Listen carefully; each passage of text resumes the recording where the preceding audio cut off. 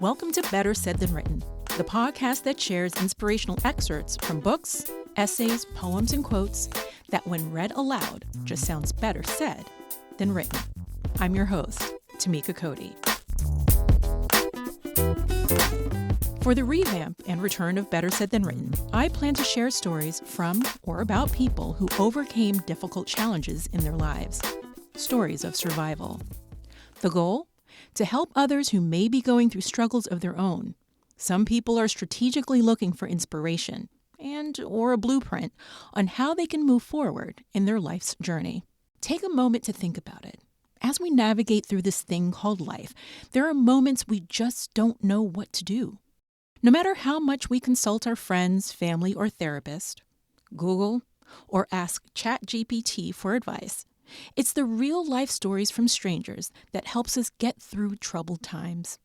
Single parenting, loss of a job, self-doubt, procrastination, managing life before, during, and after a divorce, financial mishaps, loss of a loved one, falling in and out of love, homelessness, managing anxiety, keeping intrusive thoughts at bay.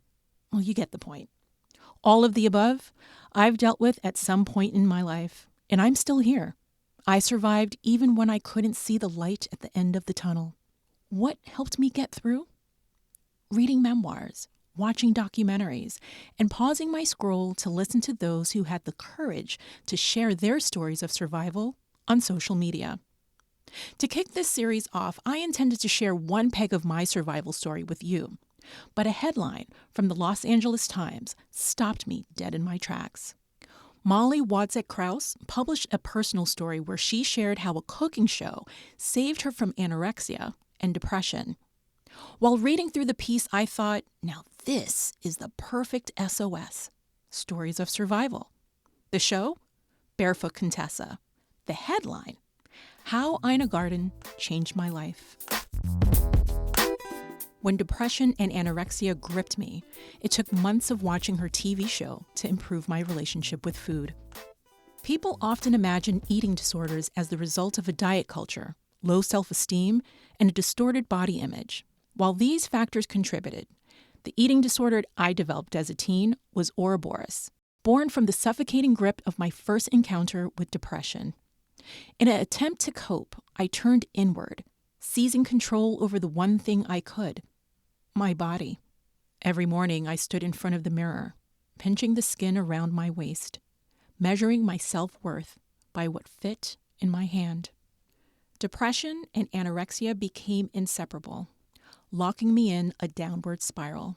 There was no drive to get up, no urge to engage in daily life, only emptiness that drained the world of color and purpose. Of all things, it took months of watching Ina Garten, the Barefoot Contessa. The summer after high school, I spent hours cocooned on the couch, binging on the Food Network lineup instead of food itself. It felt like cheating the system. In lieu of eating, I watched Ina scoop a handful of muffin batter while explaining foreign concepts like joy in food and pleasure in consumption. She escorted me into a light-filled kitchen, placing finished products alongside freshly cut sunflowers. "How easy is that?" she'd ask. I wanted to tell someone how hard it was. My parents were loving and attentive, but my depression took them by surprise, causing them to overlook the alarming changes in my body, until the day I collapsed on the kitchen floor with a half-chewed apple, ingested in desperation as my vision went dark, still in my mouth. At the doctor's office, I stepped onto the scale. As the final number settled, I heard a sharp intake of breath. I turned to see my mother's hand fly to her mouth, her eyes wide with shock. "Your temperature is higher than your weight," the nurse said quietly. I've never seen that before. My face drained of color, and I felt the worried eyes of those around me flitting across the room. I wasn't trying to waste away.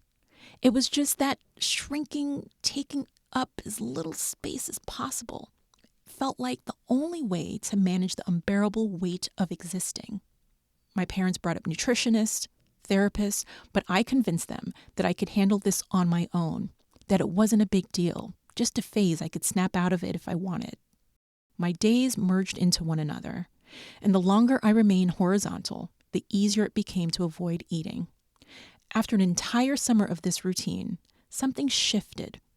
Inspired by endless days spent watching Barefoot Contessa marathons, I gradually began to cook. Not elaborate dishes, but simple meals using basic ingredients.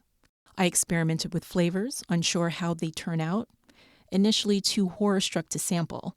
Then I started tasting my attempts, my nervous system on edge, feeling an overwhelming urge to calculate the calories in every bite. Sometimes it turned my stomach, but other times the small accomplishments of creating something edible made me want to wake up the next day. The joy on Ina's face as she effortlessly guided me through each step, her warm voice reassuring me that it was okay to make mistakes, made me a little less afraid to try again. Exposure theory, I called it. A small taste to ensure the balance was right. I spent months memorizing the Food Network lineup, absorbing everything I could about food, as if I would nourish myself through knowledge alone. I consumed ample nutrients in theory, but the reality of eating often still felt impossible. At night, I'd sob, longing for the camaraderie of a shared meal, desperate to understand the connection others found in cooking and eating together. The thought that I might never enjoy a dinner party with friends, that food would always be a source of pain, haunted me. So I imagined that if I kept watching, if I kept pulling up a stool to Ina's kitchen island and leaning in to smell the sauce simmering on the stove, something might change. She'd offer me a cup of tea with freshly baked scones and talk about how she and Jeffrey sourced the ingredients from a charming village in France. I'd listen to her stories about the magical touches she discovered that made the recipe just right, and we'd laugh together. I played these scenarios over and over in my mind, willing them into existence, hoping that someday I'd sit with someone I loved, as eager to dive into a new culinary experience as I would be to hear about their life. The grip of depression loosened gradually. Over time, my longing to eat something without panic began to supersede all else. And the little voice that once dictated my every move, driving my eating disorder, grew quieter.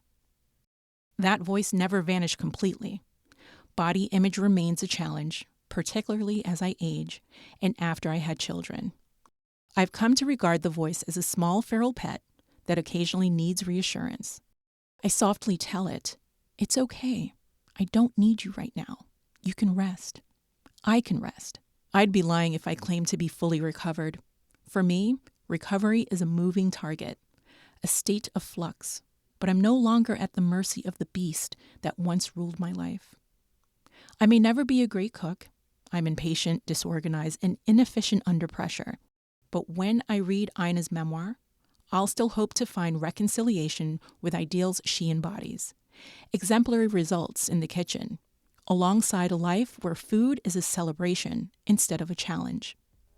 Even if these aspirations remain beyond my grasp, I've already found something more valuable: the joy of eating and sharing food with those I care about. Molly Wadzak-Kraus, thank you for having the courage to share your story of survival. When I learned about Ina's memoir, Be Ready When the Luck Happens, I made sure to pre-order a copy. The story I'm most curious about is Ina's decision to take a break from her husband, Jeffrey. She told him, "I need to be on my own for a little while." Then I thought to myself, oh my goodness, this was me. Except in the end, I did not return to the marriage. But I'll save that SOS for another time. If you have a story of survival to share, email your entry to storiesofsurvivalentry@gmail.com or put pen to paper and mail your entry to Stories of Survival, P.O. Box 39072, Washington, D.C. 20016-9072. I'll be sure to put that in the show notes.